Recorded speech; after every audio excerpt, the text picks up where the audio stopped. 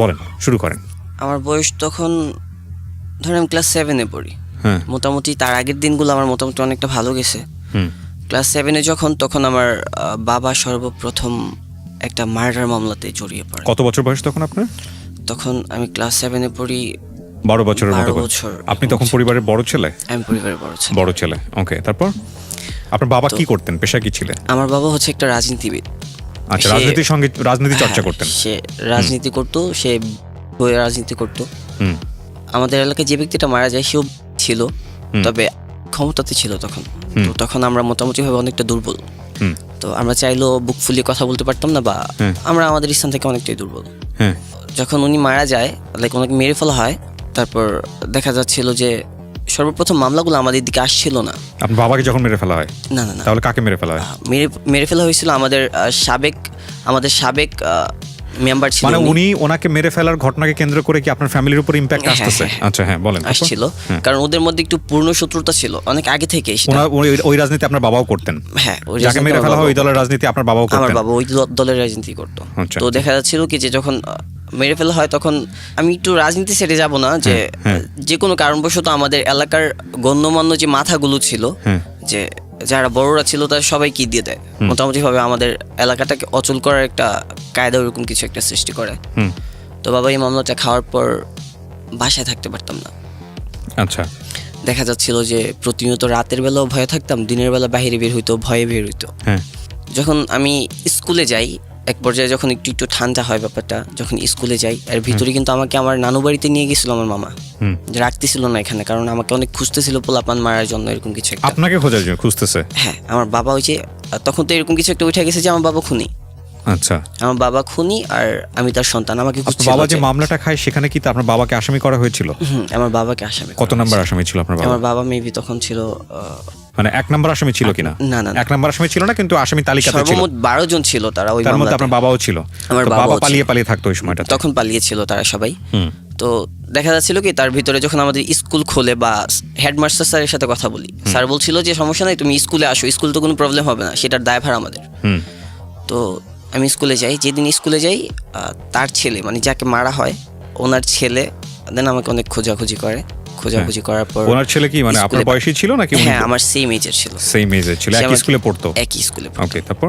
তো পরবর্তীতে দেখা গেছে কি যে সে আমার ক্লাসরুমে চলে যায়। তখন আমার একটা ক্লাস চলতেছিল, যে হুজুর স্যারের ক্লাসটা চলতেছিল। তো স্যার ঠিক সেই সময়টাতে ক্লাস নিচ্ছে, আর ও ভিতরে ঢুকে আমার শার্টের কলার ধরে সে আমাকে সিস্টার বাহিরে আনার এরকম একটা, মানে ক্লাস চলা অবস্থায়। ওকে, তারপর তার সাথে আরো 2-3 জন ছিল।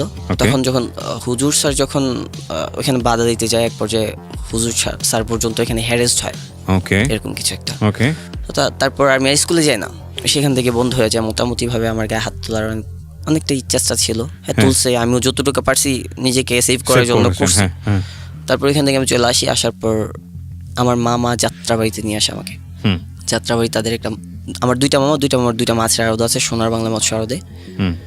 তো সেখানে সর্বপ্রথম আমাকে আনছিল। আপনাদের বাবার বাড়ি ছিল কোথায়? আমার বাসা হচ্ছে হোমনা থানা, কুমিল্লা হোমনা থানা। কুমিল্লাতে ছিল, তারপরে আপনারা চলে আসলেন ঢাকাতে? হ্যাঁ, না শুধু অনলি আমি চলে আসি ঢাকা। আপনি চলে আসেন মানে আপনার মা আপনাকে পাঠিয়ে দেয়? হ্যাঁ, আমাকে পাঠিয়ে। কয় ভাই বোন ছিলেন ওই সময়টাতে? আমরা 3 বোন 2 ভাই। আপনার বাবা তখন পালিয়ে না জেলে? আমার বাবা তখনও পালিয়ে। আচ্ছা, তারপর? তারপর দেখা যাচ্ছিল যে আমি এখানে চলে আসার পর ঠিক সেই সময়টাতে আমার ফ্যামিলিটা একটু হিমশিম অবস্থায় চলে যাচ্ছিল দিন দিন। কারণ যখন বাবা হাজিরা দিতে যায়, তখন ওদেরকে আটক করা হয়। আটক করার পর মোটামুটি অনেক টাকা পয়সা আমরা খরচ করছি বাবাকে বের করার জন্য। 3 মাসের মতো জেল খাটার পর আমরা জামিনে বের করি। বের করার পর চট্টগ্রামে ট্রাইব্যুনালে নিয়ে যায় মামলাটা। আচ্ছা, তারপর? ওইখানে নেওয়ার পর তাদের সবাইকে যাবজ্জীবন কারাদণ্ড দেওয়া হয়। ফাইনালি যাবজ্জীবন কারাদণ্ড। কতজনকে ধরে? ব্যাপারটা 12 জন ছিল তারা। 12 জনকেই যাবজ্জীবন কারাদণ্ড দেয়? এটা হচ্ছে এখানে একজন 164 আসামি ছিল, যে নিজের মুখে স্বীকার করে যে হ্যাঁ এই মামলার সাথে আমি জড়িত আছি, আর ওরা আমার সাথে ছিল। মানে আলটিমেটলি হচ্ছে এখানকার মধ্যে যে কোনো একজন স্বীকারোক্তি দেয় যে সবাই এর সঙ্গে ছিল, এটার বেসিসে হলো সবাইকে যাবজ্জীবন দিয়ে দেয়। বাট এখানে সবচেয়ে টুইস্ট হচ্ছে এই ব্যাপারটা, যে ব্যক্তি 164 যে নিজের মুখে স্বীকার করছে তাকে বেকসুর খালাস দেওয়া হয়। ইন্টারেস্টিং। তারপর? তাকে খালাস দেওয়ার পরে আমরা ঢাকাতে করি, আপিল করি, হাইকোর্টে আপিল করার পর মোটামুটি আপনার বাবা তখন জেলে, আপনি তখন পড়াশোনা ছেড়ে দিয়েছেন? তখন পড়াশোনা শেষ, আমি তখন মাছের আড়তে কাজ করি। আমি সবসময় যে কথাটা বলি এই সিক্রেটস অনুষ্ঠানে, যে প্রত্যেকটি অপরাধের পেছনে একটা শক্তিশালী কারণ থাকে। আমরা যখন একজন অপরাধীকে আইডেন্টিফাই করি, যে কোনো অ্যাঙ্গেলই হোক না কেন, তাকে যখন ভৎসনা করি, হ্যাঁ সেটার পেছনে নিশ্চয়ই কারণ আছে। তুমি অপরাধটা না করে তো অন্য রাস্তাতেও সৎভাবে চেষ্টা করতে পারতে, দ্যাট ইজ অ্যাবসলিউটলি রাইট। কিন্তু কোনো মানুষ আসলে নিজ ইচ্ছাতে শক করে, মানে একদম ইচ্ছার বশে, আমি জানি না, that can B a very rare case, কখনো অপরাধী হয় না বা ক্রাইমের জগতে আসে না। দেখেন ওর ব্যাকগ্রাউন্ডটা কি, খুবই খুবই খুবই ইম্পর্টেন্ট। বাবার কারণে ওর লেখাপড়া বন্ধ হয়ে গেল, এবং তখন বাবা জেলে, এই সময় ও পরিবারের বড় ছেলে, এবং তখন সে মাছের আড়তে কাজ করে যখন ওর স্কুলে থাকার কথা, 12 থেকে 13 বছর বয়স। জি, তারপর আমার লেখাপড়াটা অফ, টোটালি অফ। তখন আমি মাছের আড়তে কাজ করি। তবে আমি তার আগে একটু বাবা সম্বন্ধে বলতে চাই। জি। যে আমার বাবা হচ্ছেন আমাদের এলাকার এরকম একজন পার্সন যে কোনো বিচার আচারে আমার বাবা প্রধান একটা স্থান রাখে, মানে খুব সম্মানী ব্যক্তি ছিলেন। খুবই সম্মানী একটা ব্যক্তি। উনি সারা বিচারটা মানে মনে হয় যে আমাদের এলাকার মানুষের মনের মতো করে হয় না, এরকম কিছু একটা। আপিল করার পর ওদের মোটামুটি 1-1.5 মাস পর ওদের হয়, ওরা জামিনে আবার বের হইতে পারে যাবজ্জীবনের পর। হ্যাঁ, তারপর আমাকে বাইরে নিয়ে যায় আমার বোন জামাই। বাইরে বলতে? ওমানে নিয়ে যায়। তখন বয়স কত আপনার? আমার বয়সটা তখন কত সালে যান আপনি? আমি তখন যে 2015 দিকে। 2015 দিকে আপনি দেশের বাইরে চলে যান? দেশের বাইরে চলে। আচ্ছা, 17 থেকে 18 বছর বয়স। যাই হোক, তারপর তখন আমি দেশের বাইরে চলে যাই। দেশের বাইরে আমাকে নিয়ে যায়, তখনই কিন্তু খুব ইমার্জেন্সিতে আমাকে নিয়ে যায়। আমি তারপরে সেফ ছিলাম না, বাড়িতে সেফ ছিলাম না। বাবা চলে আসছে, তারপরেও দেখা যাচ্ছে আমি মোটামুটি 3-4 বার এরকম কিছু ফেস করতে হয়েছে। কেন আপনি ফেস করবেন? আপনার ফ্যামিলিতে তো আরো মেম্বার ছিল, আপনার আরো ভাই ছিল, বোন ছিল। আমার ভাই ছিল, শুধু আপনি কেন ফেস করেন কারণ আমার ফেস করতে হচ্ছিল এই কারণে যে আমি বড় ছিলাম, আমি তার বড় ছেলে। তো এটা আমার সবচেয়ে বড় ভুল। ভুল মানে কি? মানে আপনি নিজেও কি এসবের মধ্যে জড়িত ছিলেন? রংবাজি করতেন বা এরকম কোনো কিছু? এরকম কোনো কিছুতে আমি ছিলাম না। মানে আমাদের গ্রাম অঞ্চলে এরকম একটা প্রবলেম কি, যে দেখা যাচ্ছে আমার সাথে প্রবলেম হয়েছে, সে আমাকে পাচ্ছে না, আমার ছোট ভাইকে ধরতেছে। আচ্ছা আচ্ছা, ঠিক আছে। তো প্রবলেমটা হচ্ছিল যে আমার বাবার সাথে প্রবলেমটা হচ্ছিল, আমার বাবা তো নাই। তো সে এখন চাচ্ছিল যে আমার উপর তার জেদটা মানে কোনো রকম ছেড়ে দিতে। তারপরে আপনি যেটা করলেন, দেশের বাইরে চলে যাওয়ার চেষ্টা করলেন। হ্যাঁ, তারপর দেশের বাইরে চলে যাওয়ার চেষ্টা। মোটামুটি খুব আর্লি আমাকে দেশের বাইরে নিয়ে যায়। 1 মাসের ভিতর অন্তর আমাকে নিয়ে যায় দেশের বাইরে। আচ্ছা, বেশি টাইম লাগে নাই। তো যাওয়ার পর সর্বপ্রথম আমি আমার বোনের জামাইয়ের কাছে স্টে করি। তো সেখানে মোটামুটি 10-12 দিনের মতো বোন জামাই বলতেছিল তোমার কোনো কাজ টাজ করতে হবে না, তুমি রেস্ট করো। আচ্ছা। তো রেস্ট করার ফাঁকেও আমি কি করতাম, এখানে আমার বিয়েই ছিল, কিছু দেখা যাচ্ছিল আমার বোন জামাইয়ের কিছু কাজিন। এই বোন মানে কি আপন বোন? না, হ্যাঁ, আপন বোন। আপন বোনের বড় বোনের হচ্ছে হলো। হ্যাঁ, ওকে। তারপর আমি সেখানে যাই। যাওয়ার পর আমি আমার মতো কইরা ঘুরি, বাহিরে ঘোরার ট্রাই করি, কারণ আমি ফ্রি ভিসাতে ছিলাম, যে কোনো কাজ পাবো আমি করব। ওকে, এরকম কিছু একটা। ওকে। তো আমি আমার মতো করে বাহিরে ঘোরার ট্রাই করি, বা ভাষাগুলো আয়ত্ত করার ট্রাই করি। তো ভাই মাঝে মাঝে ওর সাথে আমাকে নিয়ে যেত। ভাই তখন ওইখানে কার ক্লিন করতো, as a car cleaner, as a house cleaner ছিল। তখন আমি তার সাথে মাঝে মাঝে যেতাম। আমার একটা বিয়ে ছিল, তার সাথে যেতাম, কাজ করতাম প্রতিনিয়ত, তাদের মতো করে কাজ করতাম। আমি তেমন একটা বুঝতাম না। তো তখন প্রথম তো মা কান্নাকাটি করতো, মা খুব কান্না করতো যে আমি পারবো না, তুই আসা পর, তোর ছাড়া থাকতে পারবো না। তো দেখা যাচ্ছিল আমি নিজেকে সেখানে বসাই, মন বসানোর ট্রাই করি, কারণ কিছু করার নেই, আমার কিছু একটা করতে হবে। কারণ বাবার এই মার্ডার মামলাতে ধরতে গেলে আমরা একেবারে শেষ, ধ্বংস হয়ে গেছি। করতেছিলাম একটু একটু করে। আমি খুব অল্প সময়ের ভিতরে ওই দেশের ভাষাটাকে আয়ত্ত করে নিই। ওমান? হ্যাঁ, মাত্র 1 থেকে 1.5 মাসের ভিতরে আমি টোটালি ভাষাটাকে আয়ত্ত করে নিই। Very good. তারপর দেখা যাচ্ছিল যে আমি আমার মতো করে যে কোনো একটা হাউসে গেলাম বা যে কোনো একটা কার ক্লিন করতেছি, তার সাথে একটু এক্সট্রা কথা বলার ট্রাই করতাম। আচ্ছা আচ্ছা, ভেরি গুড। যে কোনো তোর কাছে অন্য কোনো ওয়ার্ক আছে, বা তোর গাড়ি ক্লিন করতেছি, তোর গাড়িটা আমাকে মান্থলি দিয়ে দে, এভরিডে ক্লিন করবো, তুই মান্থলি টাকা দিস আমাকে। আচ্ছা আচ্ছা। তোর বাসায় কোনো এক্সট্রা কাজ আছে থাকলে আমাকে কল দিবি প্লিজ। তো এরকম কিছু একটা ছিল। তো মোটামুটি ভালো ছিলাম। আমার বোন জামাই আমাকে বলতো যে জুবাইর, তুমি যেভাবে টাকা পয়সা নষ্ট করতেছো, এভাবে তো টাকা পয়সা নষ্ট করা ঠিক না। টাকা পয়সা নষ্ট মিনস আমি এরকম ছিলাম যে আমি আমার মতো করে, আমি আগে থেকে একটু টাকা পয়সা বেশি খরচ করতাম। আমি বাইরে গেছি, আমার যেটা ইচ্ছে হইতেছে আমি এটাই করতেছি। মানে কোনো কিছু আমার কিনতে ইচ্ছে হইতেছে আমি কিনা ফেলতেছি, কোনো কিছু খাইতে ইচ্ছে করতেছি আমি খাইয়া ফেলতেছি। তবে তাদের একটা কথা ছিল, খাও, যা ইচ্ছা খাও, কোনো প্রবলেম নাই, কিন্তু একটা কাজ করো, আমি আজকে 5 বছরের ভিতরে যতটুকু আয়ত্ত করতে না পারছি, তুমি কিন্তু অল্প সীমিত সময়ের ভিতরে করে ফেলছো। তুমি একটা কাজ করো, তুমি দেশের বাহিরে তুমি দেশে যাও, আমি একটা টিকিট করে দিই, তুমি দেশে যাও, গিয়ে কিছুদিন থেকে আসো, দেন বুঝবা টাকার মূল্যটা কি। আমি ব্যাপারটাকে অ্যাভয়েড করছি, সিরিয়াসলি নিয়ে নেই। তো যাক এরকম করতে করতে তখন দেখি যে না, আমার কাজের পরিমাণ বেড়ে যায়। আচ্ছা। বেড়ে যাওয়ার পরে তখন আমি আমার বোনের জামাইয়ের সাথে ছিলাম, দুজনে একসাথেই কাজ করতাম। আমার বোন জামাই আমাকে তখন মান্থলি 30,000 টাকার উপরে দিত, ঠিক আছে। তো তখন আমি কি করি যে আমার বোন জামাইকে এরকম একটা কথা বলি যে আমি আমার মতো করে কাজ করতে চাই, আমার টাকা আমি নিজে আর্ন করতে চাই, ওকে, ঠিক আছে, আমি সেপারেট হব। ওকে। তিনি আমাকে মোটামুটি বাংলাদেশের 20,000 টাকার কাজের মতো দিয়ে আমাকে সেপারেট করে দেয়, আলাদা করে দেয় আপনাকে, আলাদা করে দেয়। আমার খাবার থাকা এভরিথিং, আমার নিজের খরচ, আমার নিজের সব কিছু আলাদা হয়ে যায়, বাট আমরা একই রুমে থাকি। ওকে। তো থাকি পর দেখা যাচ্ছিল কি যে এখানে একটু প্রবলেম হচ্ছিল, এই কারণে যে আমার দুলাভাইয়ের কিছু কাজিনস ছিল, তারা দুলাভাইয়ের কাছে এসে দুষ্টুমি করে কিছু বললে ভাই এটা সিরিয়াসলি নিত। তবে আমার একটা প্রবলেম কি যে আমি কোনো ভুল করলে আমাকে স্ট্রেট বলো, আমি যদি কোনো ভুল করি আমি স্ট্রেট আনসার দিব যে হ্যাঁ এটা আমি করছি, আমি লুকোচুরি করবো না। ওকে।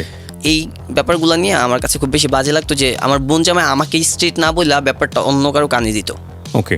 তো সে আবার আমাকে সেভাবে বলতো তোর বোন জামাই এই কারণে তোর সাথে কথা বলে না, এটা হয়েছে ওইটা হয়েছে, বা দেখা যেত কি যে ভাই আমাকে কিছু না বলে বাড়িতে নালিশ দিয়ে দিয়েছে বোনের কাছে, মায়ের কাছে, যেটা আপনার কাছে খারাপ লাগতো। আমার কাছে সবচেয়ে বেশি খারাপ লাগতো এটা। ওকে। তো এগুলো করতে করতে এক পর্যায়ে দুলাভাইয়ের সাথে আমি একটু বিতর্কে চলে যাই যে কেমন ধরনের কথা, আমি যদি ভুল করে থাকি আপনি শুনছেন, আপনি আপনার কাজিনের কাছ থেকে শুনছেন, আপনি আমাকে স্ট্রেট বলবেন যে জুবাইর তুমি এই কাজটা করছো, আমি নিজেই বলবো যে হ্যাঁ আমি করছি বা করি নাই। আপনি এগুলো না করে বাসায় জানাইতেছেন, আমি অবশ্যই ওইখানে একা থাকি, ওরা নানা রকম টেনশন করবে, বা ভুল হইলো সেটাকে ওরা সিরিয়াসলি। ওকে, আমরা যেখানটায় ছিলাম তারপর আমি একটু করে সামনের দিকে আগানোর পর আবারও এরকম প্রবলেম দুলাভাইয়ের সাথে হয়, আমি ওনার থেকে আলাদা হওয়ার ট্রাই করি। তারপরে একসাথেই ছিলাম, তখন আমি একদিন গাড়ি মোছার জন্য একটা রেস্টুরেন্টের সামনে যাই। তো এখানে গিয়ে আমি হিন্দিতে বলতেছিলাম যে তুই কি তোর গাড়ি ক্লিন করবি, ও আমার বলতেছে যে হ্যাঁ করবো।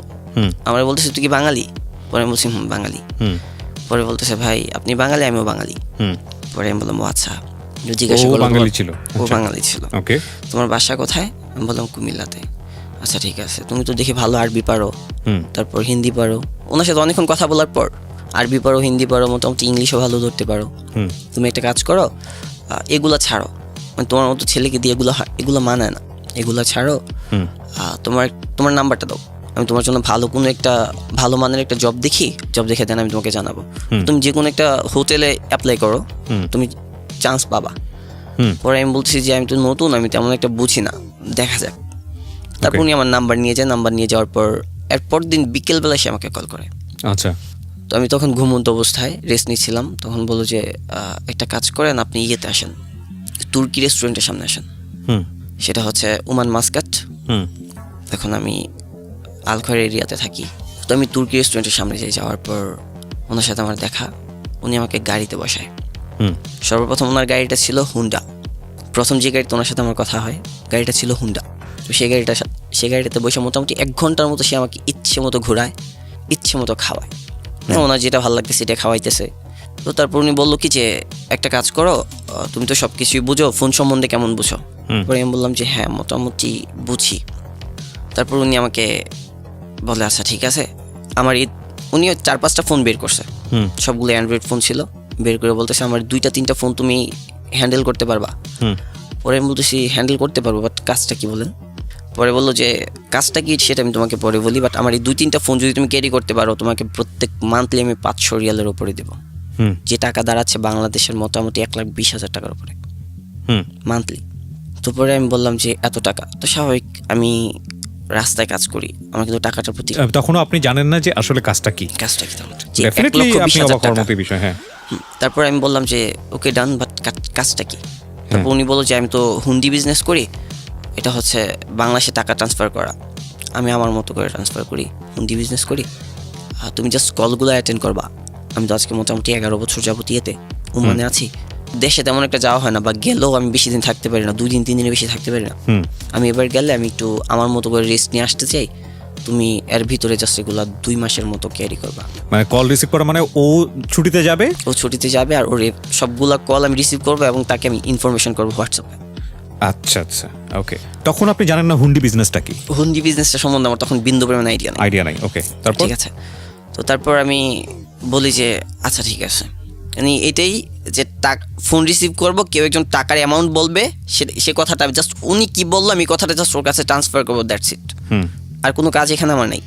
তারপর আমি যাই ওর সাথে, আমি আমার কাপড় চোপড় সব কিছু নিয়ে রুম সেট করি। ও আমারে নিয়ে একটা ফ্ল্যাটে রাখে।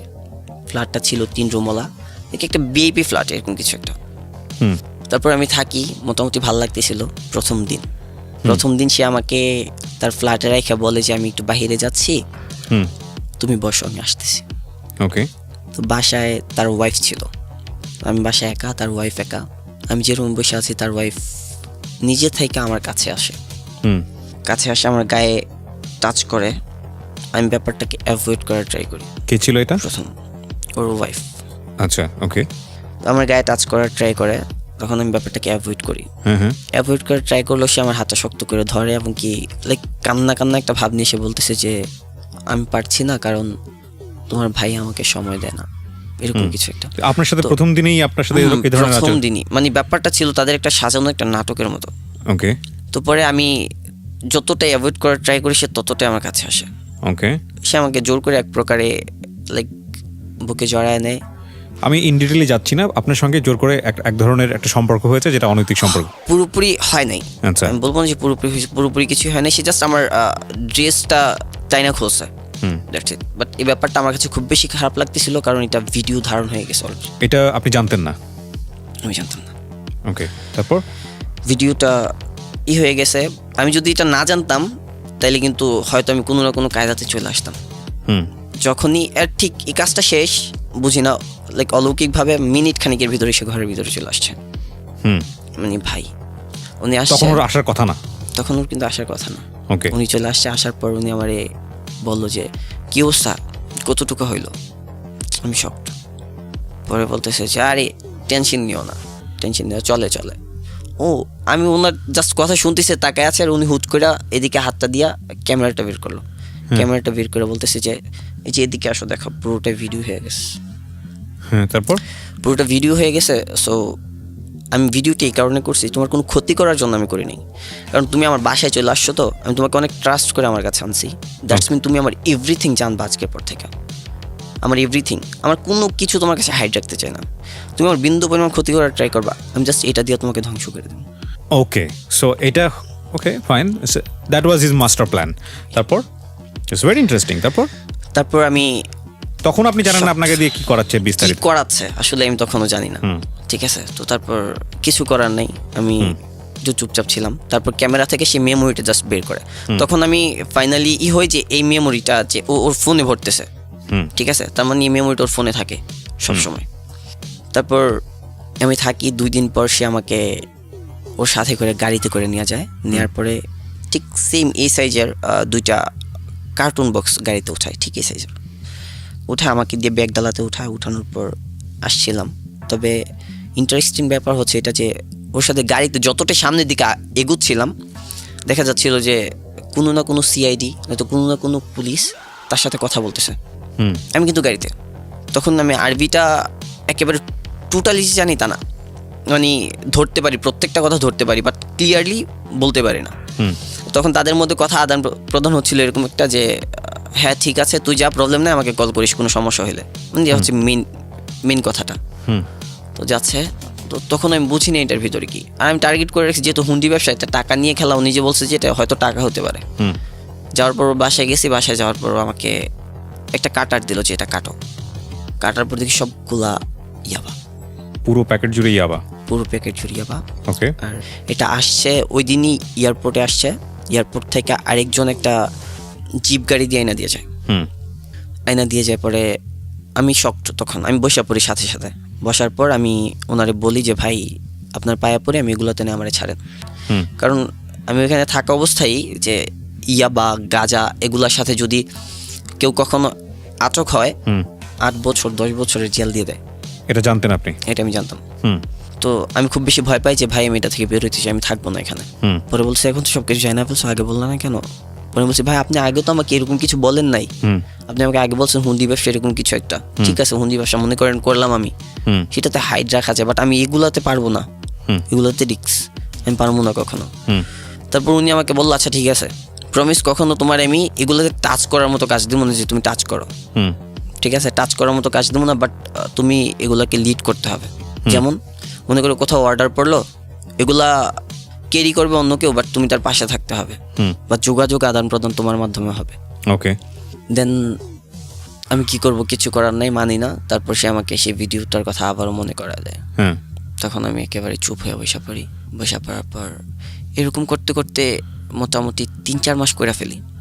করে ফেলার পর আমার ভিতরে 3-4 মাস কি কাজ ছিল আপনার? কি কাজ করতেন? এই কাজটা এটাই ছিল, জাস্ট অনলি দেখা যাচ্ছিল আমি সারাদিন ঘুমোচ্ছি, সারাদিন ফোন চাপছি, মানে আমি আমার মতো করে সময় কাটাচ্ছি। হুট করে দেখা যাচ্ছে 2-3 দিন পর একটা অর্ডার পড়লো। অর্ডারটা কি হতো, কি কাজ হতো আপনার? অর্ডারটা হচ্ছিল এরকম যে কি কাজ হতো, এটা তো ওর সাথে হইতো, ডিলটা ওর সাথে হইতো। ও জাস্ট আমাকে কল দিয়ে বলতো যে একটা কাজ করো, সেখানে প্যাকিং করা আছে বা সেগুলো অলরেডি কেউ একজন করে রাখছে, তুমি জাস্ট নিচে যাও বা মাস্কাট ব্যাংকের সামনে যাও, সেখানে এই নাম্বার প্লেটের একটা গাড়ি আসবে। গাড়িটা আসার পর তুমি জাস্ট গাড়িতে বসবা, বসার পর তোমাকে সেখান থেকে সিপ নিয়ে যাবে, মানে সিবে নিয়ে যাবে বা দেখা যাচ্ছে রুয়ে নিয়ে যাবে। সেখানে যাওয়ার পর তুমি জাস্ট যাবা, দেখবা যে আমাকে ছবি পাঠাইতো এই লোকটা এই মালটাকে রিসিভ করে কিনা। সে যদি রিসিভ করার পর আরেকটু সামনে যাওয়া, মানে এরকম একটা প্ল্যান ছিল যে আরেকটু সামনে যাবো, আরেকটা দোকানদার এসে টাকা দিবে। টাকাটা সরাসরি আদান প্রদান হতো না। অন্য একটা দোকানে যেতাম, ওই দোকানের দিত অ্যাড্রেস দিত, ওই দোকানে যাওয়ার পর ওই দোকান থেকে টাকাটাকে হাতে দেওয়া হতো। হাতে দেওয়ার পর টাকাগুলো জাস্ট আমার রিসিভ করার কাজ ছিল। বা ও কখনো শো হইতো না কারোর সামনে, আচ্ছা কখনো শো হইতো না। ইভেন তার এখানে একটা সাইট আছে যে মাস্কাটের ভিতরে, মাস্কাট কিন্তু হচ্ছে ওমানের সিটি, মাস্কাটের ভিতরে যে অ্যাজ এ বাঙালি যে কোনো ক্রাইমের সাথে জড়িত থাকুক না কেন, তাকে ট্যাক্স দিতে হবে। মানে এরকম পার্সোনালিটি, সে এরকম একটা পার্সোনালিটি। ওকে, মনে করেন যে ও বাংলাদেশ থেকে ভিসা দিয়ে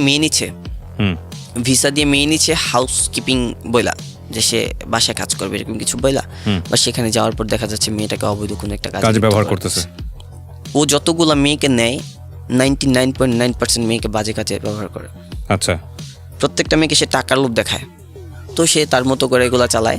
দেখা যাচ্ছিল যে সে এখানে, ধরেন আমি বর্তমানে কুমিল্লাতে আছি, ধরেন এই কুমিল্লা ক্যান্টনমেন্ট থেকে শুরু করে যে মানে নানা রকম আছে না, এই এক একটা এরিয়া থেকে প্রত্যেকটা এরিয়ার মধ্যে কিন্তু ভালো খারাপ সব কিছুই চলে। কেউ মনে করেন মদের বিজনেস করতেছে, সেখান থেকে তার ট্যাক্স দিতে হবে মাসলি, নয়তো সে থাকতে পারবে না। দেখা যাচ্ছে ওর সাথে চোখ রাঙায় কথা বলছেন, মানে এখন কথা বলছি 10 মিনিট পর আমি নাই, ধরেন 1.5 বছর 2 বছর জেল খেটা তারপর বাড়িতে আসতে দেব, উপায় নাই, এরকম কিছু একটা। তো তারপর আমি নিজেকে কন্ট্রোল করি আর ভাবতেছিলাম যে কি করলে এখান থেকে মুক্তি পাওয়া যায়। মোটামুটি 3 মাসের মতো আমি কাজ করার পর সেখানে একটা ভাই ছিল আমার। কত টাকা পেতেন প্রতি মাসে? প্রতি মাসে পেতেন নাকি কাজ করে পেতেন? হ্যাঁ, সে আমাকে বলছিল যে প্রতি মাসে 500 রিয়াল দিবে। দেখা যাচ্ছিল যে পরবর্তীতে সে আমাকে প্রতি মান্থলি ধরেন 25,000 30,000 এরকম কিছু একটা দিত বাংলাদেশি টাকায়। ওকে, কিন্তু এই যে 25-30 হাজার টাকাটা, এটা কিন্তু আমি কখনোই বাসায় দিইনি। কি করতেন? যে প্রথম 6 মাসের মতো যে আমি আমার বোন জামাইয়ের সাথে কাজ করছি, জাস্ট সেই টাকাটাই আমি এরকম ছিলাম যে আমার ফ্যামিলির জন্য আমার এরকম একটা টান ছিল। আমি যখন যাত্রাবাড়িতে মাছ আড়তে কাজ করতাম, এভরিডে আমার মামা আমাকে সকালবেলা আমাকে যে হাজিরার টাকাটা দেওয়ার পরেও এভরিডে আমাকে 30 টাকা নাস্তা করার জন্য টাকা দিত। আমি নাস্তার টাকাটা থেকে টাকা বাঁচিয়ে রেখে আমি আমার বোনের কাছে গিয়ে টাকাগুলো জমা দিতাম। আচ্ছা, আমার বোন তখন মামার বাসায় থাকতো। ওকে, এখান থেকে সে স্টাডি করতো। তো আমি এরকম ছিলাম। তো আমি যখন ওমান যে গাড়ি ক্লিন করতাম বা কারো হাউসে কাজ করতাম, দেখা যাচ্ছিল আমি যে ছোটোখাটো অ্যামাউন্টের টাকাটা পর্যন্ত বিকাশ করে বাড়িতে পাঠিয়ে দিতাম। 1000 টাকা হয়েছে আজকে কাজ, আমি 1000 টাকায় বাড়িতে পাঠিয়ে দিতাম, এরকম ছিলাম। যখন আমি এই রাস্তাতে ঢুকে গেছি, আমার কাছে কেন মনে, আমার আরেকটা কথা, আমার ফ্যামিলির প্রত্যেকটা পার্সন ফরজগার। আমার 3টা বোন, তারা পর্দা করে। আমার বাবা মসজিদে আজান দেয়, ইভেন নামাজ পড়ায়, মাঝে মাঝে নামাজ পড়ায়। আমার ছোট ভাই মেবি এখন 10-12 পারা কোরআন মুখস্থ তার। ঠিক আছে, হ্যাঁ সেটা বুঝতে পারছি। তো আমি এই টাকাগুলো চাচ্ছিলাম না যে ঘরে কাউকে খাওয়াই। ওকে ওকে, এরকম কিছু একটা। আমি নিজের মতো করে টাকাগুলো খরচ করতাম, নিজের মতো করে টাকা উড়াইতাম, দিতাম না। যখন খুব বেশি বাড়িতে প্রবলেম হইতো, তখন দেখা যাচ্ছিল কি আমি কারো কাছ থেকে ধার নিয়ে টাকাটা দিতাম। ধার নিয়ে টাকাটা দিতাম। আমার হাতে টাকা থাকা সত্ত্বেও আমি টাকা দিতাম না। মোটামুটি 3 মাসের মতো যাই পর আমি একটা ভাই ছিল সেখানে আলামিন, যার নামটা না বললেই নয়। সে অলওয়েজ আমার জাস্ট একটা কাছের মানুষের মতো ছিল, যে কিভাবে আমাকে হেল্প করা যায়, কিভাবে এখান থেকে আমাকে বের করা যায়, এই দিকগুলোতে সে মানে এগোতো বেশি। তারপর সে আমাকে প্ল্যান দেয় যে দেখ তোর কাছে তো ওর সব সিক্রেট আছে, ও কার সাথে কথা বলে কি লেন, জাস্ট এগুলোকে একটু হাত করার ট্রাই কর। তখন মোটামুটি আমি আরবি পুরোপুরি কন্ট্রোলে নিয়ে আসি। দেখা যাচ্ছিল যে ও কোন জায়গাতে নামে, কোন রাস্তাটাতে যাওয়ার সময় কার সাথে দেখা করে, সব কিছু আমি আমার মেমোরিতে সেভ করে রাখার ট্রাই করতাম। তারপর অবসর সময়টাতে আমি তাদের সাথে মিট করতাম। যেমন ধরেন গোবরা থানার ছিল, বসুয়ার থানার সিআইডি ছিল, তাদের সাথে আমি নিজে থেকেই করি, দেখা করি। গিয়ে যাওয়ার পর যখন আমাকে 1-2বার তার সাথে দেখতেছে, দ্যাটস মিন কি তারা চিনতেছে আমাকে। যখন তার সাথে আমাকে দেখতেছে, তারা আমাকে চিনতেছে। পরবর্তীতে আমি ওনার সাথে কথা বলি, একটু একটু করে তাদের সাথে ভালো ক্লোজ ফ্রেন্ড হয়ে যাই। আমি তো বলছিলাম যে আমার যে টাকাটা আমার মান্থলি আসতো, এই টাকাটা আমি বাড়িতে দিতাম না। তখন আমি কি করি, এই টাকাটা তাদের পিছনে খরচ করার ট্রাই করি, অন্ততপক্ষে তাদের দ্বারা কোনো একদিন আমার হেল্প হইতে পারে। তো মোটামুটি এরকম করতে করতে 1 বছর 1.5 বছরের মতো চলে যায় তার সাথে আমার কাজ। 1-1.5 বছরের মতো যাওয়ার পর আমি ওর ফোনটা একদিন হাতে পাই, যে ফোনটা তোর মেমোরি, যে মেমোরিটা, ওর ফোনটা আমি হাতে পাই। হাতে পাওয়ার পর ওই ফোনটা নিয়ে ও জাস্ট গাড়ির ভিতরে ফোনগুলো রাইখা ও বাইরে বের হয়েছে। আমি ফোনটা এক হাতে নিয়েছি, দরজাটা খুলে 2 চোখ যেদিকে গেছে ওইদিকে দৌড়াইছি। ওর ফোনটা নিয়ে আমি 2 চোখ যেদিকে গেছে আমি ঠিক ওইদিকে দৌড়ায় পালাইছি। উদ্দেশ্য কি? উদ্দেশ্য ছিল ওর ফোনটাকে হাইড করে ফেলবো, কারণ এই ফোনটার ভিতরে আমার আপনার মনে হচ্ছে ফোনটা হাইড করলেই সব সমস্যার সমাধান। মানে এই ফোনটার ভিতরে কিন্তু আমার ভিডিওটা ছিল। মানে আপনি তো এটা মনে করেছেন, বাট এটা কি আসলে একবার ভিডিও, একটা ডিভাইসে ভিডিও করার পরে যে ফোনেই রাখবে, অন্য কোথাও রাখে নাই? রাখেনি তো, রাখেও নি। আচ্ছা, কি হয়েছে আমি শুনি। তারপর পরে তার ফোনটাকে আমি ভেঙে ফেলি, মানে ইচ্ছে মতো ফোনটা ভেঙে ফেলি। তারপর মেমোরিটাকে ভাঙি, সবকিছু মানে অস্তিত্ব যত রাগ ছিল জাস্ট ফোনটার উপর ছাড়ছি। আপনাকে আমার প্রশ্নটা হচ্ছে যে আপনি তো কাজ করে আরামই পাচ্ছিলেন, কোনো ধরনের কোনো রিস্ক নাই তখন পর্যন্ত, বসে বসে আপনি টাকা ইনকাম করছেন, তারপর আপনার ওখান থেকে বেরোতে ইচ্ছা হচ্ছিল না কেন? বেরোতে ইচ্ছে মিনস আমি পারতেছিলাম না, যে আছে না যে কোনো একটা ক্রাইম, লাইফে ফার্স্ট টাইম কোনো একটা ক্রাইমে গেছি, এটা কিন্তু ক্রাইম। আমি প্রতিনিয়ত নিজেকে বুঝাচ্ছি যে এটা ক্রাইম, আমি থাকতে পারবো না, আমি এইটা কারণ করতে পারবো না। এরকম একটা দিক আমার ভিতরে কাজ করতো, ভয় কাজ করছিল। হ্যাঁ, ভয় কাজ করছিল। মানে প্রতিনিয়ত এটা ভাবতাম যে বাই এনি চান্স কখনো যদি দুর্ঘটনাবশত যদি আমি ফাইসা যাই, তাহলে লাইফটা শেষ এখানেই। তবে আরেকটা কথা, ততদিনের ভিতরে কিন্তু মোটামুটি দেখা যাচ্ছিল যে আমার সিনিয়র পার্সন আমাকে দেখলো সালাম দিত, যে আমার সিনিয়র পার্সনগুলো, আমি বাইরে বের হচ্ছি, আমার সিনিয়র পার্সনগুলো আমাকে দেখলে সালাম দিত, যে কোনো জায়গায় গিয়ে দাঁড়াইলাম ওইটা বসার জায়গা দিত। সবাই ভেঙে ফেললেন? তারপর হ্যাঁ, ফোন ভেঙে ফেলার পর দেখা যাচ্ছিল যে আমি মুক্তি, মানে এরকম একটা। তারপর একটা ভয় কাজ করছিল, বাই এনি চান্স না জানি ওর কাছে কিছু আছে কিনা। তারপর ওইখান থেকে আমি চলে আসি, আমার কাপড় চোপড় সব কিছু ওর এখানে ফালাই দিয়ে চলে আসি। ও আমার সাথে কন্ট্রাক্ট করার ট্রাই করে, আমি কন্ট্রাক্ট করি না। মোটামুটি 1 মাস 1.5 মাসের মতো নিজেকে হাইড রাখি। হাইড রাখার পর আমি ভাবছিলাম যে আমি তারপরও ওই যে আলামিনের কথা বললাম, আমার একটা ভাই, তার দ্বারা আমি খোঁজ খবর রাখার ট্রাই করি যে এরকম কোনো কিছু সে ভিডিও সম্বন্ধে কোনো কিছু কাউকে বলছে কিনা। বলছে যে না, এরকম কিছু বলেনি। তারপর 1-1.5 মাস পর আমি আবার সেই গোবরা এরিয়াতে আসি। আসার পর সে খবর পায় পরে সে ঠান্ডা মাথায় আমার সাথে মিট করতে আসে। আমি তার সাথে বসে কথা বলি একটা কফি শপে। সে আমাকে বলতেছে যে এখান থেকে তোকে আমি উধাও করে দেবো, তুই তো জেলের ভয় পাইতেছিস, তোর জেলও দিব না, উধাও করে দিব, তুই আমার ফোন নিছিস সমস্যা নাই, বাট তুই আমার সাথে কাজ কর। আমি বলছি না, করুম না। পরে বলতেছে দেখ, জাস্ট তোর ব্রেনটা আমার দরকার আছে, আচ্ছা তুই আমার সাথে কাজ কর, তোরে আমার লাগবে, প্রয়োজনে তোরে টাকা আরো বাড়াই দেবো, প্রত্যেক মান্থলি তোরে এক্সট্রা টাকা দিয়ে রাখবো। পরে আমি বলছি যে না, আমি কাজ করবো না। কি করবি? সেই যে গাড়ি ক্লিন করবো, যতটুকু যা পারি তা করবো, আমার বেশি টাকার দরকার নেই। পরে বলতেছি এখন যে রেসপেক্টটা পাইতেছো, সেই রেসপেক্টটা ভাবি প্রত্যেকটা মানুষ জানে তুই আমার আপন ছোট ভাই। এটা সত্য, সবাই জানতো, যে প্রথম জানতো আমি ওর আপন ছোট ভাই। তো পরবর্তীতে ওর সাথে অনেকটা ঝগড়াঝাটি হওয়ার পর সে আমার মাকে নিয়ে একটা বকা দেয়, যেটা আমি নিতে পারি না। খুব বাজে একটা ওয়ার্ড ইউজ করে সে আমার মাকে নিয়ে একটা বকা দেয়। আমি রাগের মাথায় তার গাড়িটার উপর আঘাত করি, অনেকক্ষণ আঘাত করি, মোটামুটি একটা সাইড ধরতে গেলে একেবারে ঝাঁঝরা করে ফেলছে, বাট সে বসে আছে, স্টিল বসে আছে। তারপর বলছে রাগ কমলে এবার সবকিছু বাদ দিয়ে চল গাড়িতে উঠ, বাসায় যাই। আমি বলছি না, যাবো না। পরে আমি বলছি আচ্ছা ঠিক আছে, ওমানের ভিতরে কোথায় পারিস নিজেকে হাইড করে রাখ। তো তার ভিতরে একটা কথা না বললেই নয়, যে একটা উমানি ছিল, তার ক্লোজ ফ্রেন্ড, তাকে আমি বাবা বলতাম। মানে ওই দেশে আপনার বাবা বলে লাইক মনে হয় যে খুব ক্লোজ কেউ একজন। তো তার সাথে আমার মোটামুটি এই টপিকটা নিয়ে অলরেডি শেয়ার করা শেষ। সে আমাকে বলছে যে তুই যা, তোর যে কোনো প্রবলেম হোক তুই জাস্ট আমার একটা কল দিবি, সব কিছু রিস্ক আমি নিলাম। তবে ওর কথাটা এতটা সাহস পাওয়ার কারণ হচ্ছে ও ছিল যে গোবরা সিআইডি দের মুদির, মানে সব সিআইডির উপরে বেঞ্চে ছিল সে।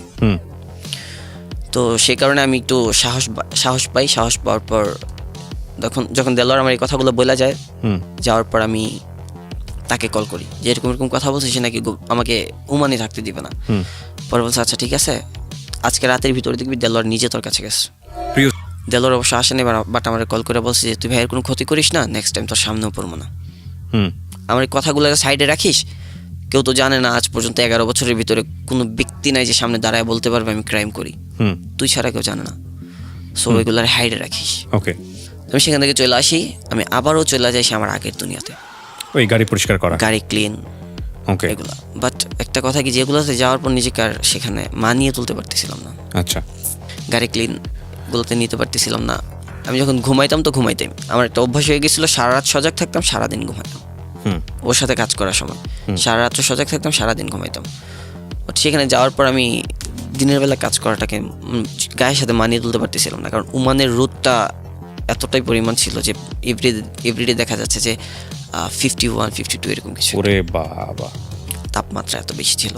তো এই রোদ্রের মধ্যে সকালবেলা বের হয়ে গাড়ি ক্লিন করা, বাসায় আসলে দেখা যেত কি আয়নার মধ্যে যে চেহারাটাকে জাস্ট বোঝা যাচ্ছিল না, পুড়ে যায়, একদম পুড়ে যায়। তো তারপরও কিছুদিন করার পরে আর পারতেছিলাম না।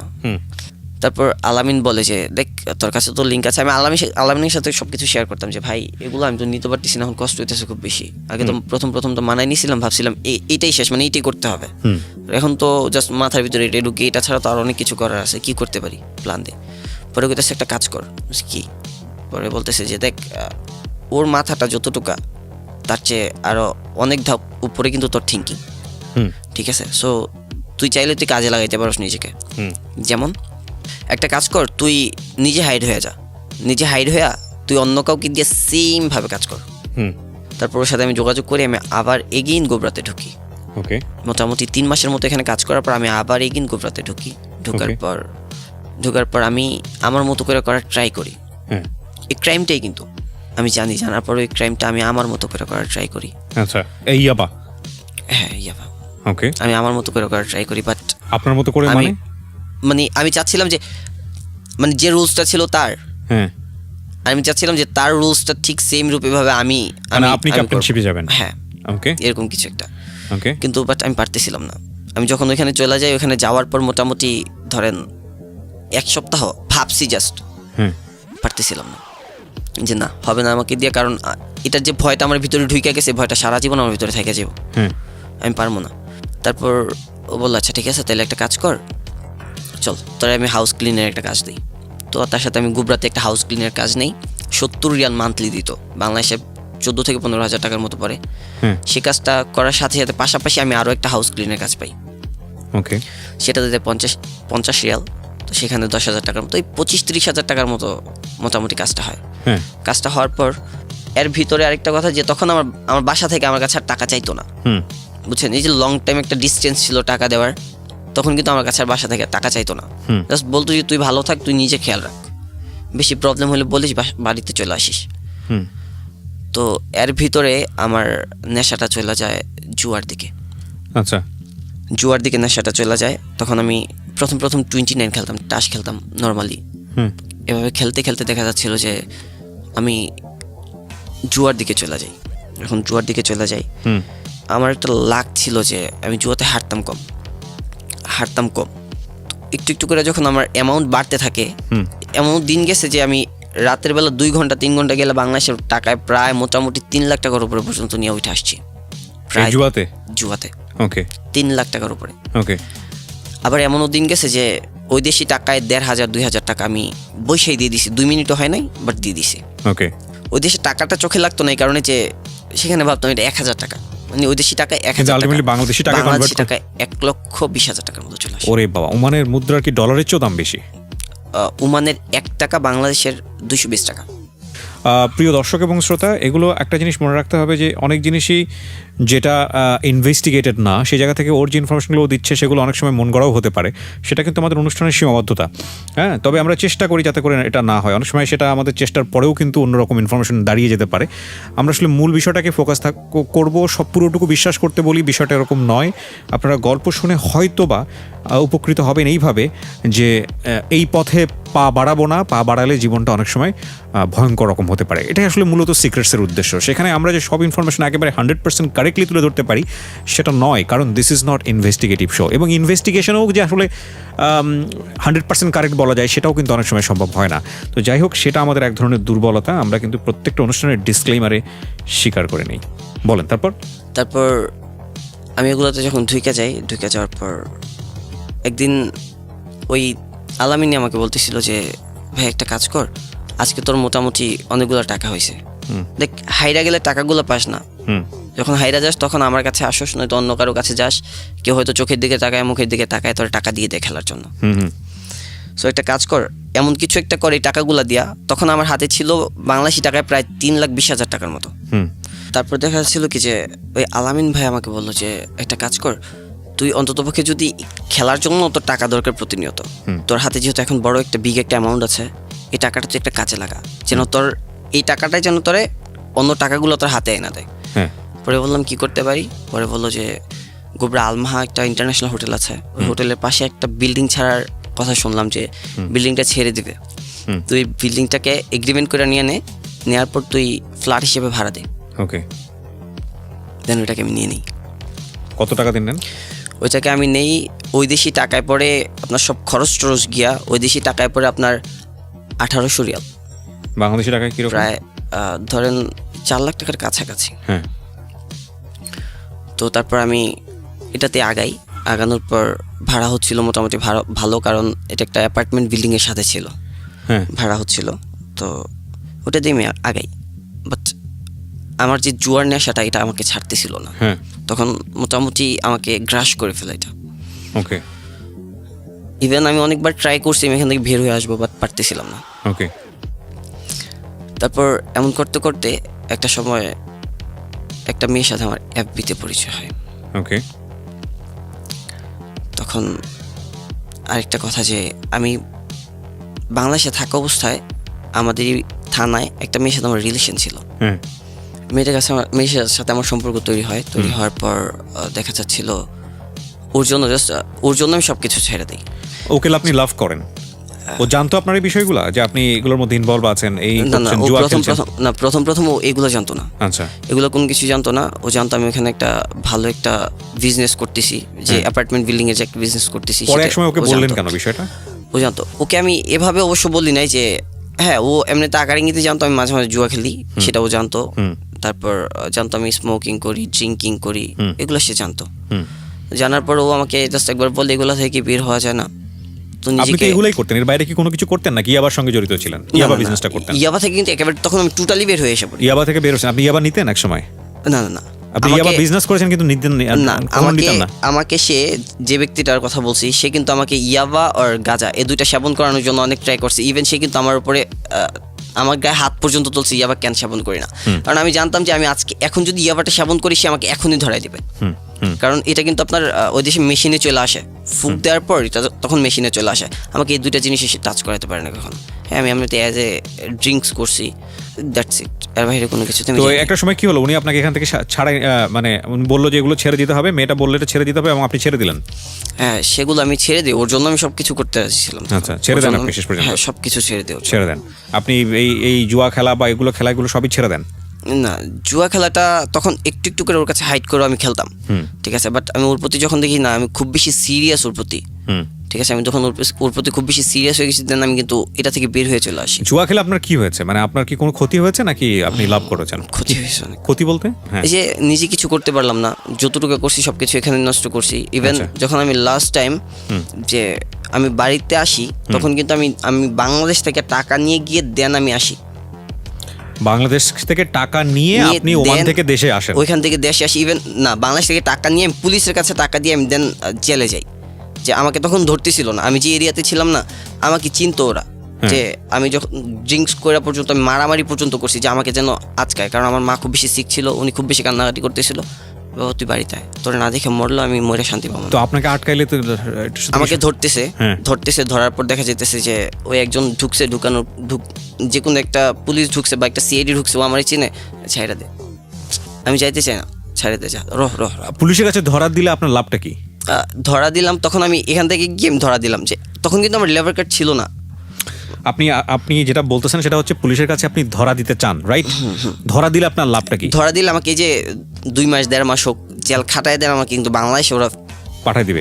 তো ওই টাকা আপনি কি চাচ্ছিলেন যে কোনো ভাবেই হোক ওদের মাধ্যমে বাংলাদেশে চলে আসা? ওই টাকাটা আপনার কাছে ছিল না, বাংলাদেশে আসার টাকাটা ছিল না? বাংলাদেশে আসার টাকাটা পর্যন্ত আমার কাছে ছিল না, যে কারণে আপনি পুলিশের কাছে ধরা দিতে চাচ্ছিলেন। আচ্ছা, তারপর এর ভিতরে আরো অনেক কাহিনী আছে যেগুলোর জন্য আমার মূলত প্রবলেমটা শেষ পর্যন্ত যে কারণে আসছি, যে তখন কিন্তু আমার বিজনেসটা ছিল, যে বিল্ডিং এর বিজনেসটা থাকার পরেও কিন্তু আমি এখান থেকে টাকা নিতে পারতাম না, কারণ তখন আমি ওইখানে ছোট্ট একটা মামলা খেয়ে ফেলি। মামলাটা ছোট হইলেও সেটা আমার জন্য খুব বেশি বড় একটা আঘাত হানে। যেমন মামলা ছিল ওটা মামলাটা ছিল আমি একজনকে মারি, মানে ওর গায়ে আঘাত ব্লাডিং হয়, আমার হাতের ফোন দিয়ে ওর মাথাতে অনেক আঘাত করি, ওর মাথা থেকে অনেক খুব বেশি ব্লাডিং হয়। ওইটা ওর ভাই গিয়ে মামলা করে। ও আমার ফোন চুরি করছে প্রথম একবার, আমি সেটা জানার পরও কিছু বলতে পারতেছিলাম না, কারণ সে আমার ফ্রেন্ড ছিল, সে অস্বীকার করছে। নেক্সট টাইম আমার ফ্রেন্ডের ফোন চুরি করে হাতে নাতে ধরা খাইছে, তারপর আমি ওরে মারি। তো মামলা করার পর আপনার কি হয়? পুলিশ অ্যারেস্ট করে? মামলা করার পর পুলিশ নিয়ে যাওয়ার পরে আমার লেবার কার্ড, তারপর আমি যে এগ্রিমেন্টটা করছিলাম বিল্ডিং এর, সেটা পর্যন্ত নিয়ে ওরা ব্লক করে রেখে দেয়। এরপরে আপনি পুলিশের কাছে, পুলিশ নিয়ে যাওয়ার পর আপনাকে পুলিশ ছেড়ে দেয়? হ্যাঁ, ওরা এগুলো রাখে, 2 দিন আমাকে রাখার পর আমার লোক ছিল, আমি বের হইতে চাচ্ছিলাম। তারপর এখানে মোটামুটি 350 রিয়াল থেকে 400 রিয়ালের মতো খরচ হয়, বাংলাদেশি টাকায় প্রায় মোটামুটি 70 থেকে 80 হাজার টাকার মতো। তারপর এখান থেকে আমার বের করে আনার পর আমি এগুলো থেকে বের হওয়ার জন্য যখন দেখতেছিলাম যে আমার গ্রামা দিছে প্রায় মোটামুটি বাংলাদেশি টাকায় 16 লাখ থেকে 17 লাখ টাকার মতো গ্রামা দিছে। হ্যাঁ, জরিমানা, ঠিক আছে, 16 থেকে 17 লাখ টাকার মতো। তখন আমি কি করি যে আমি সর্বপ্রথম একটা সিআইডি ছিল, ওই যে বাবা বলতাম, তার সাথে আমি কন্ট্রাক্ট করি যে কি করা যায়। ও বলতেছে দেখ, এটা তো মানে যেটা বলা হয় বাংলাদেশে আপিল, এরকম কিছু একটা, যে এরকম করলে তোর টাকার পরিমাণটা কমবে, আবার জরিমানা তোকে দিতে হবে মাসলি, তো কতটুকু কমে দেখি। তো মোটামুটি এখানেও কিছু টাকা পয়সা খরচ করে আমি আপিল করলাম, দেন টাকার অঙ্কটা আসে 5 লাখ টাকার মতো। কত বছর ছিলেন আপনি ওমানে? ওমানে ছিলাম 5 বছরের উপরে। 5 বছর থেকে আপনি কি করেছেন? কিছুই করতে পারিনি। রেজাল্ট কি? মানে বাংলাদেশে কিছু করা হয়েছে আপনার? বাংলাদেশে বাড়ি গাড়ি বা কিছুই করা হয় না। কিচ্ছু করা হয় না? আপনার টাইমটা নষ্ট হয়েছে ওখানে? টাইমটা নষ্ট হয়েছে। ইভেন মাঝখানে বাবা আরো একটা মার্ডার মামলা খায়। আপনার বাবা আরেকটা মার্ডার মামলা? হ্যাঁ, বাইরে থাকা অবস্থায় বাবা আরো একটা মার্ডার মামলা খায়, এই রাজনীতির সাথে জড়ার কারণে। হ্যাঁ। তো আপনি যখন বাংলাদেশে লাস্ট টাইম আসলেন, এটা বাংলাদেশ কত সালে আসলেন? আমি বাংলাদেশে আসছি এই যে করোনার মাঝখানে। এই করোনার মাঝখানে বাংলাদেশ আপনাকে ওমান থেকে পাঠিয়ে দিয়েছে? ঢুকতে সমস্যা হয়নি? ঢুকতে সমস্যা মিন্স আমি তো তখন জেল থেকে আসছি। জেল থেকে আপনাকে ধাক্কা দিয়ে বাংলাদেশে পাঠাইছে? জেল থেকে পাঠানো হয়েছে। আমি কিন্তু এটা কন্ট্রাক্ট করে ঢুকতে পারবেন না কখনো? ওমানে 2 বছরের ভিতর ঢুকতে পারবো না। আগামী 2 বছরের মধ্যে আপনি আর ওমানে যেতে পারবেন না। কি শিক্ষা নিলেন? মানে আপনার নিজের শিক্ষাটা কি?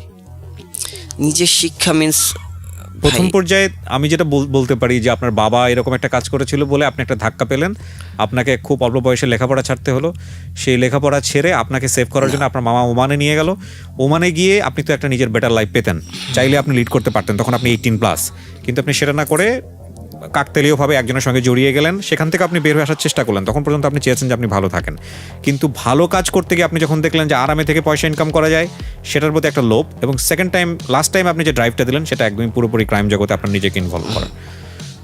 তো এই ক্রাইমের মধ্যে থেকেও আপনি প্রচুর পয়সা ইনকাম করেছেন, করে লাস্টলি আপনি জিরো হ্যান্ডে বাংলাদেশে আসেন, এবং এই 2 বছর আপনি আর কোনো দেশে যেতে পারবেন না। এখন এই 2 বছর কি ওমান ছাড়া অন্য কোনো দেশে আপনি যেতে পারবেন? এরকম কোনো সুযোগ সুবিধা আছে? হ্যাঁ, ওমান ছাড়া আমি চাইলে ওমানের ভিতরে কিন্তু বর্তমানে এমনও ওয়ে আছে, আমি চাইলে 1 সপ্তাহের ভিতরে আবার ওমান ঢুকতে পারি।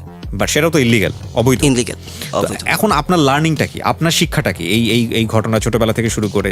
আমি অবশ্যই বলবো যে আপনার আজকে যে ক্রাইমে জড়িয়ে পড়া বা আপনি যে ঘটনার মুখোমুখি হয়েছেন সেটার পেছনে আপনার কোনো হাত ছিল না, আপনার লেখাপড়ার করার কথা এই বয়সে।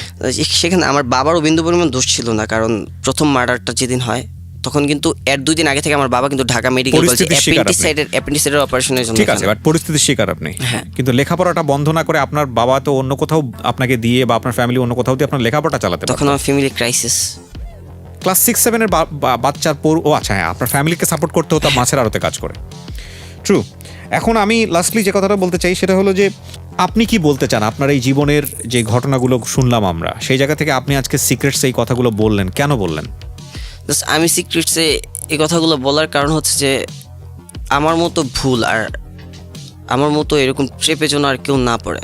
বিশেষ করে ওমান, যে মানুষগুলো ওমান ঢুকেন, ভালো করে যাচাই বাছাই করেন যে কার কাছে যাচ্ছেন আপনারা, সে মানুষটা কে বা সে মানুষটা কি করে। ওমান যাওয়ার আগে, ওমান সম্বন্ধে আমার আইডিয়া, আমি ওমান থেকে বলতেছি যে ওমান যাওয়ার আগে অন্ততপক্ষে এতটুকু জানেন যে সে মানুষটা কে, সে মানুষটা সেখানে কি করে।